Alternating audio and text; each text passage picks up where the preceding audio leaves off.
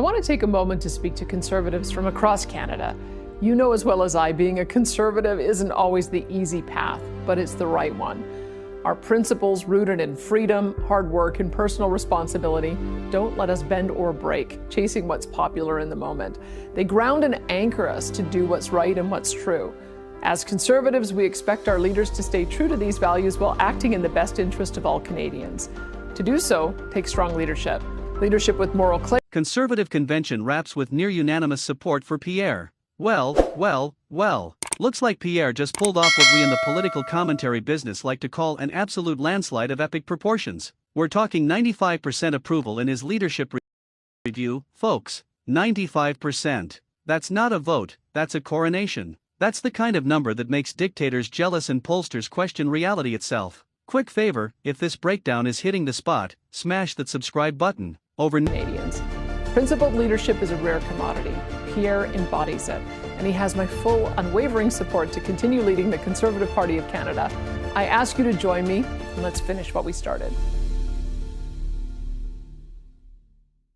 92% of you haven't subscribed yet. It's free, takes 1 second, and honestly, it helps us keep bringing you the juiciest political tea from Parliament Hill. Thanks if you did. Now, back to the show. So here we are, fresh off the Conservative Policy Convention in Quebec City, where the party faithful gathered to decide whether their leader still has what it takes. Spoiler alert, they think he does. In fact, they think he absolutely does. Pierre walked into that convention hall probably with a tiny bit of nervous energy, you know, the kind you get before a performance review at work, except his performance review is broadcast nationally and determines whether he gets to potentially become Prime Minister. No pressure, right? But here's where it gets interesting. 95% approval is not just good. It is historic. It is the kind of number that political scientists will reference in textbooks 15 years from now. For context, Stephen Harper, beloved by Conservatives and the guy who actually won multiple elections, peaked at around 84% during his leadership reviews. So Pierre just cleared that bar like an Olympic high jumper on steroids. Actually, scratch that.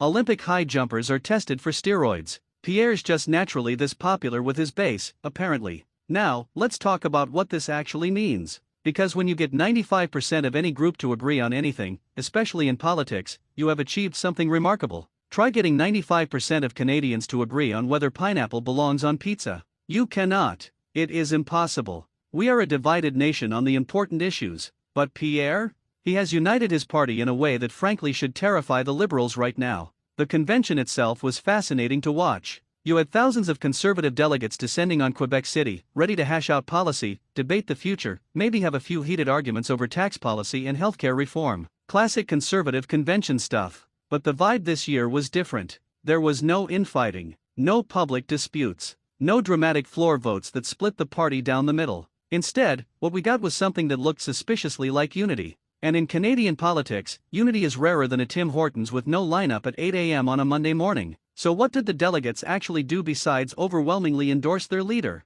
They passed policy resolutions. They debated the future direction of the party. They discussed how to position themselves for the next federal election, which, let us be honest, could happen literally any time now because this is a minority government and those things have the stability of a house of cards in a wind tunnel. The policy discussions ranged from healthcare to housing to the carbon tax, which, if you have been paying attention to Canadian politics for more than 5 minutes,